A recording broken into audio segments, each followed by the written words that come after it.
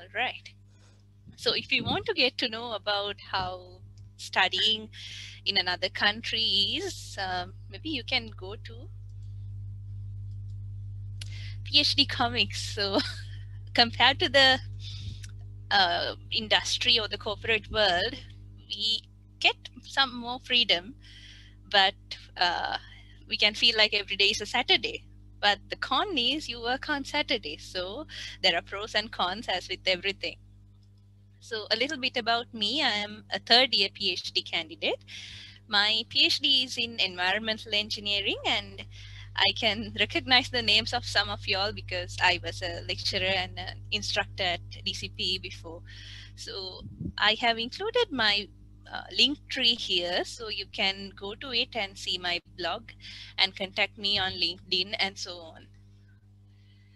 Then about my undergraduate life, actually, I also didn't know what to do afterwards. So I tried out different things. I did Gavel, Rotaract, and the Chemical Engineering Student Society. So with all these things, I tried to find out what I liked. And as undergraduates, I think uh, you should also grab the opportunities whenever you can. I know it must be a little difficult with the COVID situation, but try to open up to as many experiences as possible. Then also, meanwhile, you can think about all these questions, what you want to do, what your priorities are, strengths and weaknesses, and so on. So I think these were covered before. So if you want to do higher studies, I just want to mention that there is no one fixed path. There are some people who will do a PhD directly and then move to industry. And then there are some people who will start a business, but again, they feel like, okay, I should do some master or something. So the path that you take is independent, and it should be your decision. So for the exams, I think Masha also mentioned a lot about these. So I will share the presentation with you so that you can simply go to the links and understand what sort of things they entail. So as she mentioned, first we have to submit all these documents, then we will have interview, and then finally we will get the acceptance letter and scholarship offer. So I want to talk a little more about the PhD life that I have right now. So as Marsha mentioned, we both have the NTU research scholarship. So we get 2000 Singapore dollars at the start, and when we pass the QV or the qualifying examination, it is increased to 2500.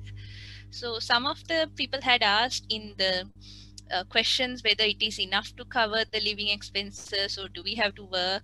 So in Singapore, this is enough to survive. But I think in some other countries, you might have to think of part-time jobs. So you actually have to search a little about the living expenses and maybe ask some seniors who are living there currently so that you can make a good decision. Also, we have the conference allowance and the tuition fees covered, and more details are given in the link here. And yeah, so I tried to collect some pictures about my life in NTU and in Singapore as an international student. So I'm very lucky that I have a lot of Sri Lankan friends here. So even Marsha, they are very helpful for me, and they guided me in the hard times. So I try to do other activities as well so that I stay healthy and balanced. Because I must mention here that PhD or master's or any higher study opportunity can really take a toll on your mental health and physical health. So it is really important that you take care of yourself. So while you are thinking of applying to higher studies, do think of these as well. So think of a country or a place which will be good for your health overall. So I